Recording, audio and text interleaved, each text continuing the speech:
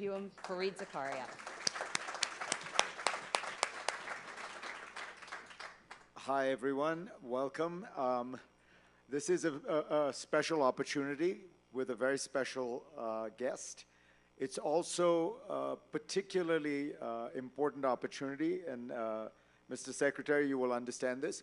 For those of you who are trying to get off TSA watch lists, come and see the Secretary afterwards. And away we go. Well, we talked about customer service. Here are your customers, and they might have some things to talk about. All right, let's start, Mr. Secretary, with the crisis that didn't happen. For those of you who don't remember, under a certain health authority, Title 42, I think it was called, the president, the administration had the ability to deport people instantly without essentially any kind of due process because of COVID. That authority expired in May. Almost everyone was predicting there would be a massive crisis on the border, tens of thousands of people coming every day. It didn't happen. Why? So Fareed, first of all, in response to your first comment, I recommend everybody register for a pre-check or a global entry. We have seen, since the end of Title 42, an approximately 65% drop in the number of individuals we encounter at the southern border. And I'll explain why, but I want to take a step. Can everyone hear? Oh. Can you keep the mic closer? I'll keep it closer. So we have seen since the end of Title 42, that public health authority, May 12th, we've seen an approximately 65% drop in the number of people encountered at our southern border. And I'll explain why. I'll explain the approach that we have taken to manage that outcome. But I want to take a step back, because I think we have to place this in context, and we have to place the level of migration we have experienced in its hemispheric and worldwide context. During World War II, there were approximately 70 million displaced people in the world. Now there are over 112 million displaced people in the world, and our hemisphere is by no means exempted from that extraordinary migration, that extraordinary level of people departing their countries of origin in search for a better life. Our approach has been very, very straightforward, and it's been really two-pronged. One, we have built lawful pathways for individuals so that they do not need to take that dangerous journey to our southern border in pursuit of humanitarian relief. We have accelerated our refugee processing. We have instituted family reunification programs. We use our discretionary authority under humanitarian parole, and we are meeting people where they are. At the same time, we have sought to disincentivize people from taking that dangerous journey, and we raised the evidentiary threshold that one must meet to make an asylum claim at the border. And that has been controversial. I must say that we find it to be compelled from a humanitarian perspective. Because 15 years ago, migrants would arrive at our southern border on their own. That is not the case now. One must place one's life and one's life savings in the hands of smugglers, and the level of tragedy and trauma that we observe is something that we feel compelled to avoid. So the very fact that you talk about it the way you do, smugglers, these people making the journey in hundreds of thousands, if not millions, 2.5 million people apprehended on the southern border last year, all applying for asylum. Now, as I understand it, asylum was meant to be for people who faced individual persecution because they were of a certain race, of a certain religion. The image brought up is, of course, Jews during World War II. When you have 2.5 million people coming in and claiming asylum, it feels to me like it is a powerful demonstration that the asylum process is broken, that people who are ordinary economic migrants are making a rational decision to essentially game the system. So is the asylum system broken, and how do you fix it? So the composition of the people whom we are encountering is a complex one. We see people who indeed are fleeing persecution by reason of their membership in a particular social group. That is the technical definition. We see people fleeing extraordinary violence, poverty, corruption, climate change, of various reasons. Economic migration does not qualify for asylum, but our system, Fareed, is indeed fundamentally broken. And, you know, there is unanimity about that fact, but regrettably, we cannot seem to all agree upon a solution. Let me put it bluntly. Do you think that Republicans in Congress want to solve this problem or want to keep it alive because it works very well as election politics for them? Certainly, I've heard that opinion expressed by others. Let me, but I want to, you know, when we speak of gaming the system, I just want everyone to understand the profile of the individuals whom we are encountering. And the President spoke of the dignity of every individual. You know, we, in the Department of Homeland Security, I issued a memo very early on that we would not use the term illegal alien. When speaking of these individuals, we use the term non-citizen. And that speaks to the importance of respecting the dignity of the individual. An individual who's a parent whose daughter cannot walk safely to school and who is so desperate for a better life for that daughter, who allows that daughter to flee on her own in the hands of others, to traverse another country only to reach the dangers of the southern border, that speaks to the level of desperation. That daughter may not be fleeing persecution by reason of her membership in a particular social group, but at the same time, she's not gaming the system. Well, when I say gaming the system, look, I don't blame those people. They are making the rational decision, which is it's a much better idea to apply for asylum. It takes years to adjudicate. You slip through the cracks. You can live in the country. Thankfully, we do not live in a police state. Once you get into America, it's very hard to track you down. So I'm not suggesting that these people are, you know, they're doing the right thing. But my point is, in the old days, the Irish fled the potato famine. The Sicilians were fleeing gang violence. But that's not what, you know, asylum was meant to be for the kind of small number of people who were individuals. What's the way to get back to that? Because otherwise, no matter what you do, you're going to be talking about a number of people applying that is beyond the capacity of any government to process. And, you know, as you know, it's not just America that's facing this. The Brits are facing this. The French are facing this. The Spanish are facing it. And everybody, by the way, it's fueling right-wing populism. Yes, and we've seen that in the upheaval in certain political establishments around the world. The system has to be broken. You know, before our administration began, the average length of time between an arrival at the border, a claim of credible fear, that initial threshold, and the ultimate adjudication of the asylum case was 6 years.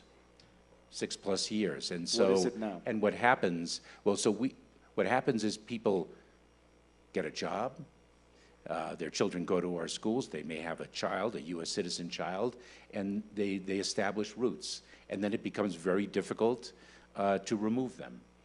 Right now, what we have done is we have promulgated a regulation that seeks to collapse that 6-year period into under a year.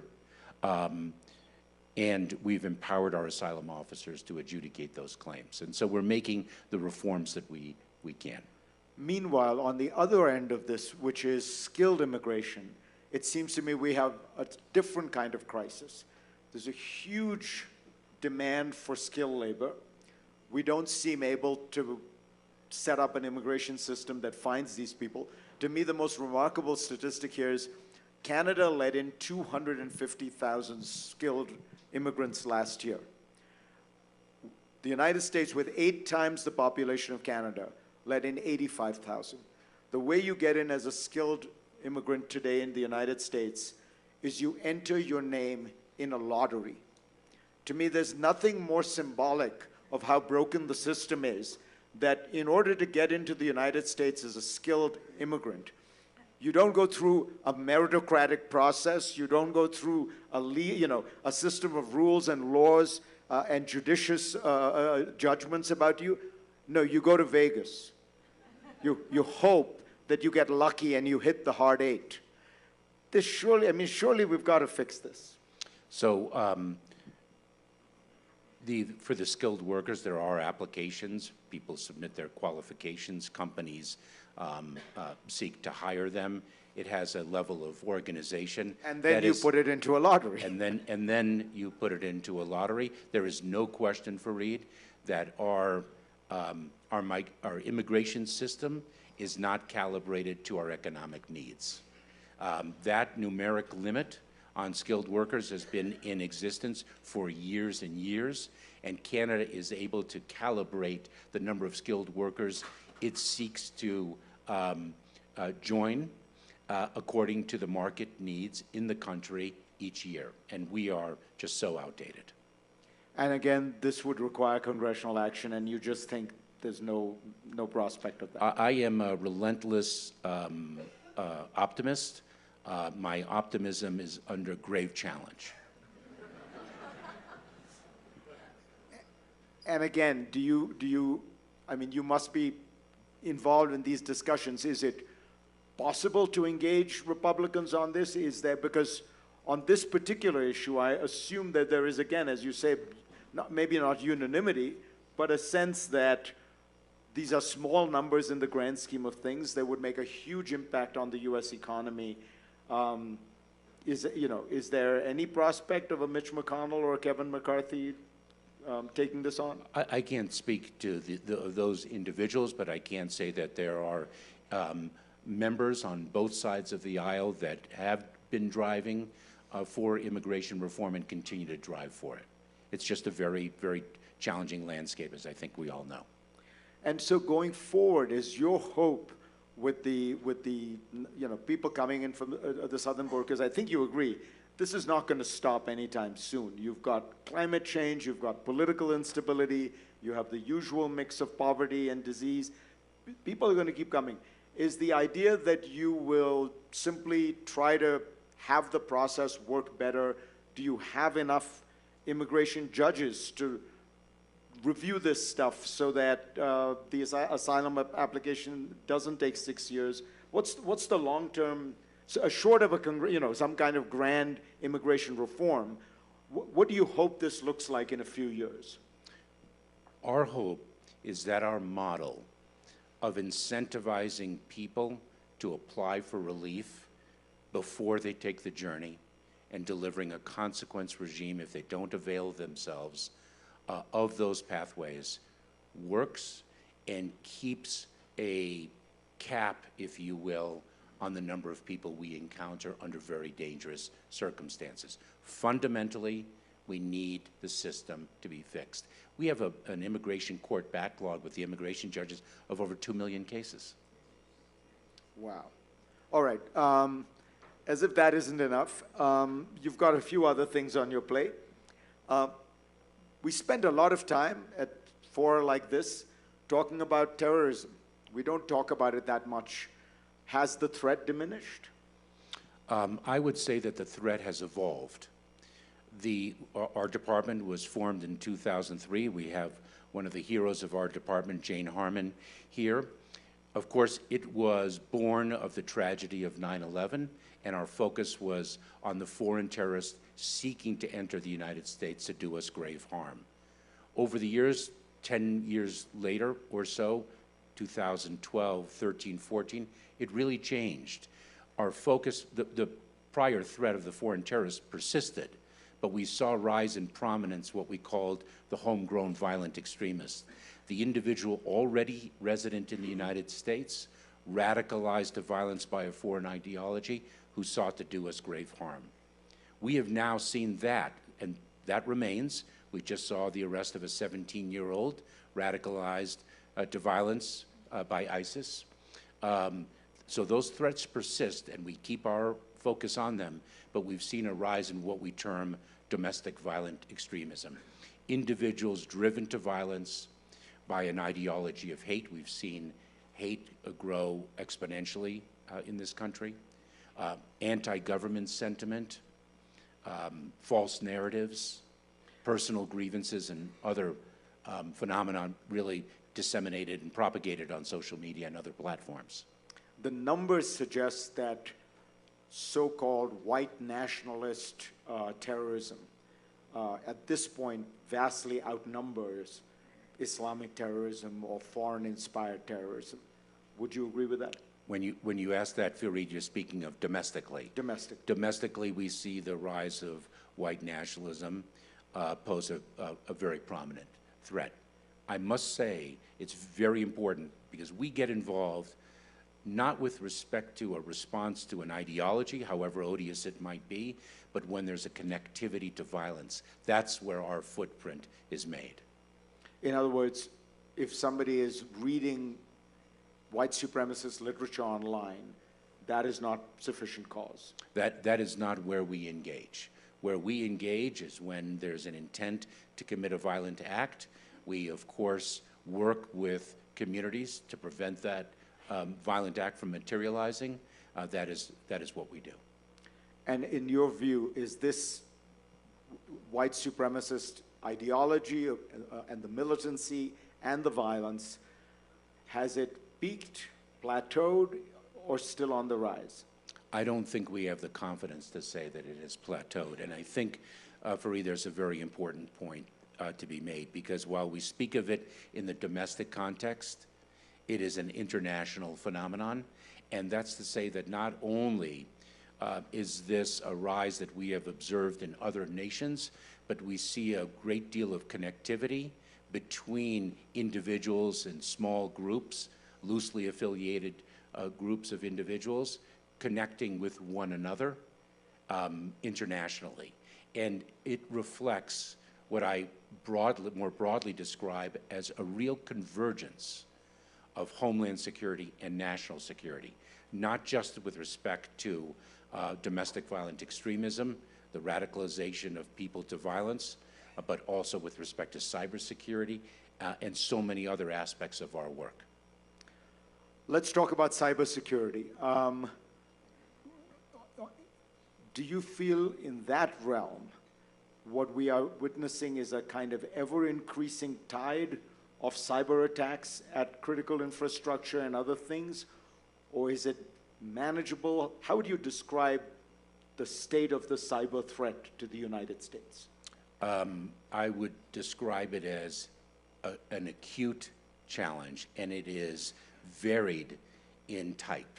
We, of course, have adverse nation states, China, Russia, North Korea, Iran, that are targeting our critical infrastructure.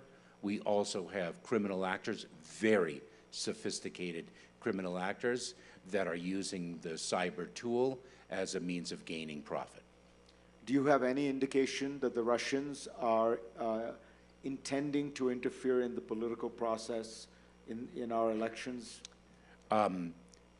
We are vigilantly focused on foreign interference in our elections, and the tool that is most often employed is not necessarily the manipulation of the voting booth, because we, with working very closely with secretaries of state around the country, have built redundancies and the like, so that infrastructure is secure, not impervious to attack, but where the tool of disinformation to influence individuals' intentions is a threat stream that we're very, very focused on.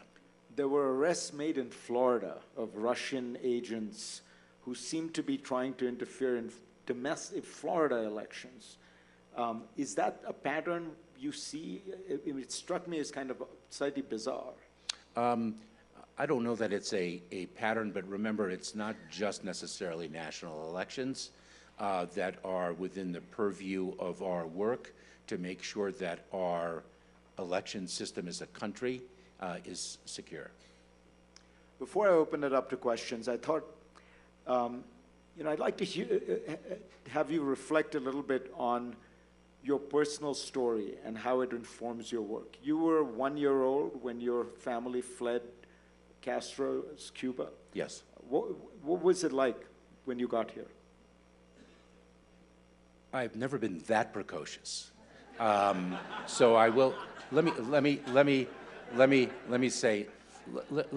share a story with you, because my father lost the country of his birth, lost his small business that he was very excited about, and was not able to be by his mother's side when she passed from cancer. It was the second time in my mother's life that she was a refugee. She fled World War II very late and lost a tremendous amount of family. And it really brings us back to where we started.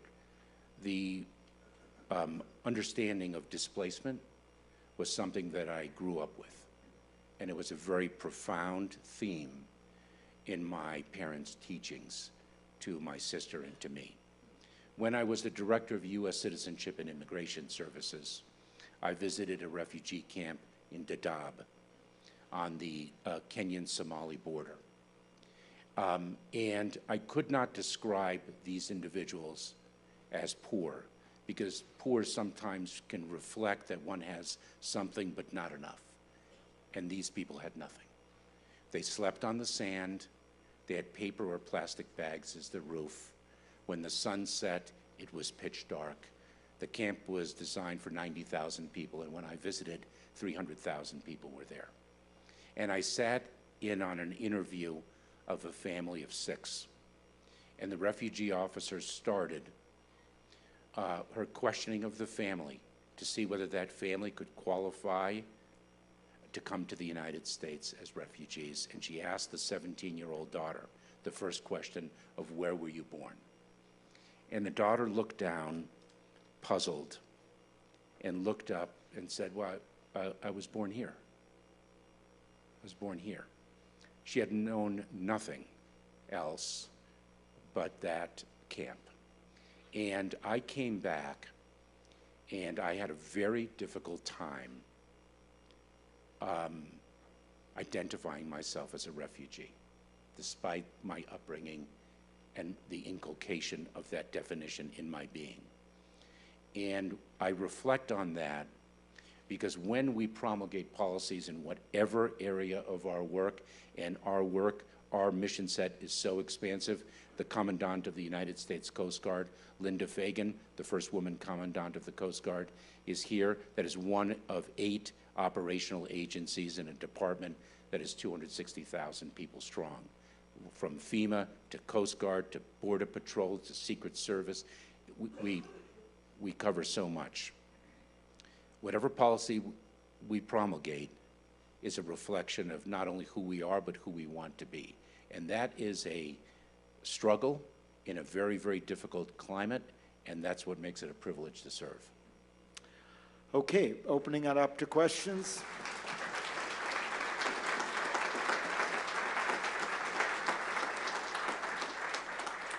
Jane Harmon, you created this department. Do you like the way he's running it?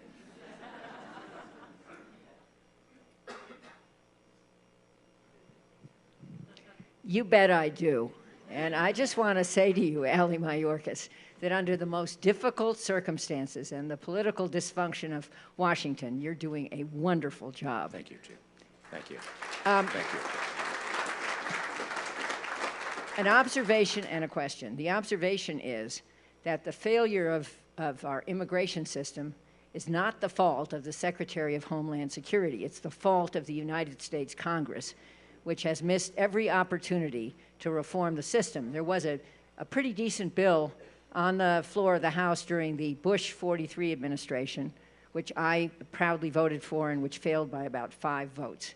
And it would have made this job manageable. I just wanted to ask about a couple of areas you didn't touch on because I think they matter enormously. One is the importation of fentanyl and fentanyl products, not just through the southern border, but everywhere else. I think everyone would be interested to hear what you're doing about that. And the other is, let's remember 9/11 was an attack on us through our air system, and TSA is part of the Homeland Security Department, and what is the Transportation Security Agency doing, especially since most of us went through airport hell to get here.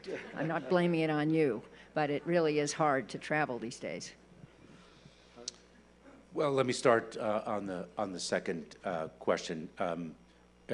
Airline security. I will say, when all of you think about your experience at the airport, my bet is that you think about the convenience, the facility of the travel.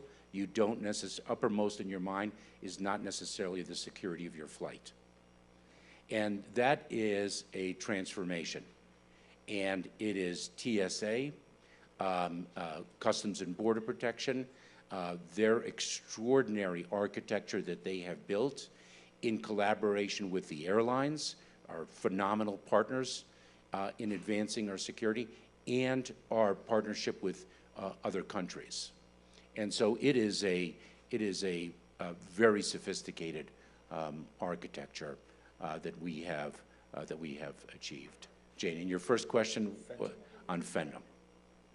You know, I grew up in the federal system as a federal prosecutor. I prosecuted cocaine trafficking cases, methamphetamine, black tar heroin. Nothing is like fentanyl in terms of its toxicity.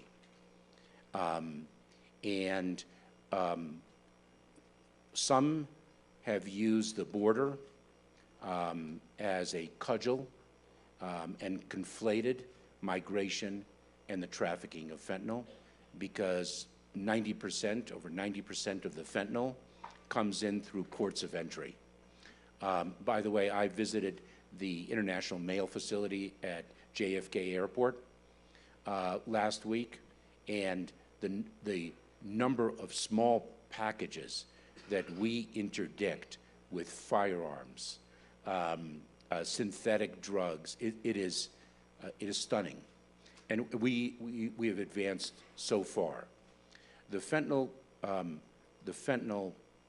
problem I mean, we have 70,000 Americans die last year. It is not a creation of the past 24 months. There were, I think it was 58,000 deaths in 2020. The scourge of drugs is something that we have never overcome. We are addressing the supply side from an enforcement perspective. We are harnessing artificial intelligence to advance our capacity to interdict drugs, to be able to see anomalies in passenger vehicles, commercial trucks. I will say the creativity of the smugglers is extraordinary, and yet our ingenuity in building response protocols is also extraordinary. Can I just ask a quick supplementary? There are two schools of thought. One, that China bears some responsibility for this because the source chemicals come from there. The other is that this is sort of China bashing, that those chemicals could have been combined into very different products. What do you think is the right way to think about it? China, the precursor chemicals, many of which have legal use, the precursor chemicals, the pill presses that are used to manufacture fentanyl, it's extremely easy to manufacture, it's extremely quick, it's easy to conceal. We seized long vertical candles that were hollowed out with pills. China bears responsibility. We need their assistance in interdicting the chemicals and pill presses that are going in volumes that don't reflect legitimate use. I think there was another question here. Yes, ma'am.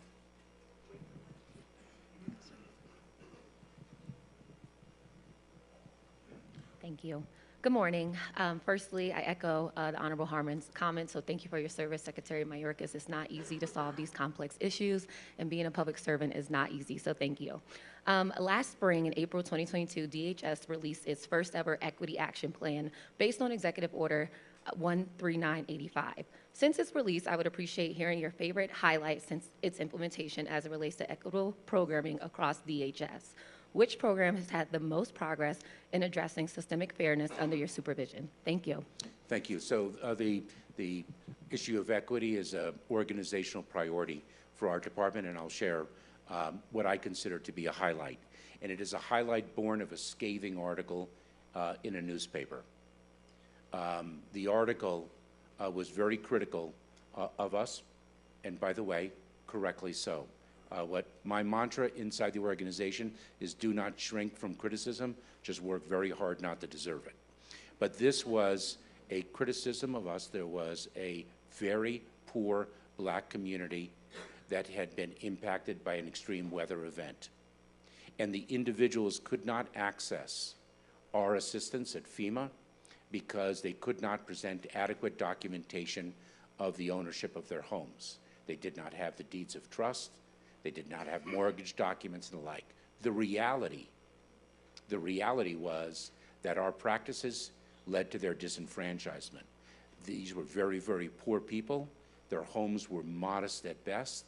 And the history of that community was that these homes were passed from generation to generation.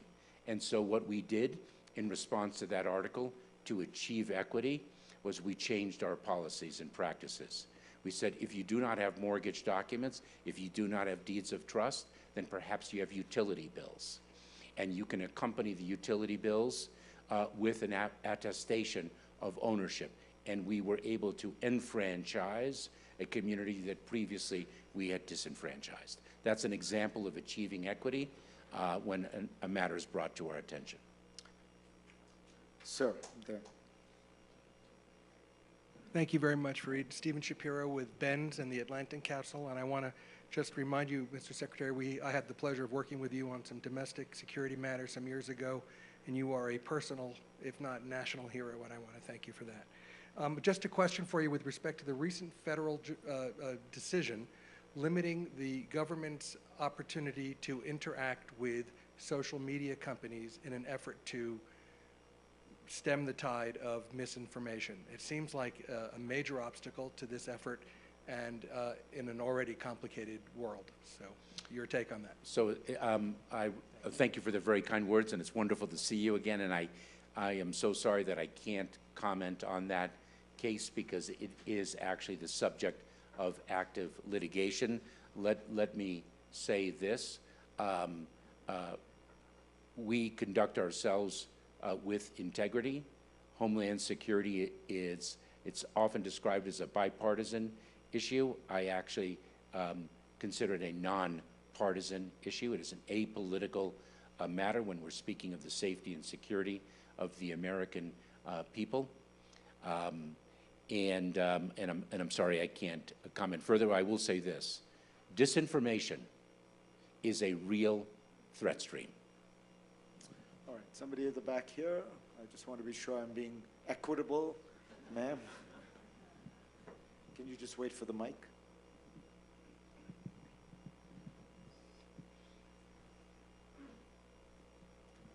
Thank you. Hello again, Mr. Secretary. So if you could give one or two career advice for the Aspen Rising Leaders Program fellows, what would that be? The most important business card that you hold is the work that leaves your desk. That's it. Well, but given that extraordinarily succinct and intelligent advice, you've also hit the time limit perfectly. Mr. Secretary, pleasure to have you. Thank you all. Thank you very much.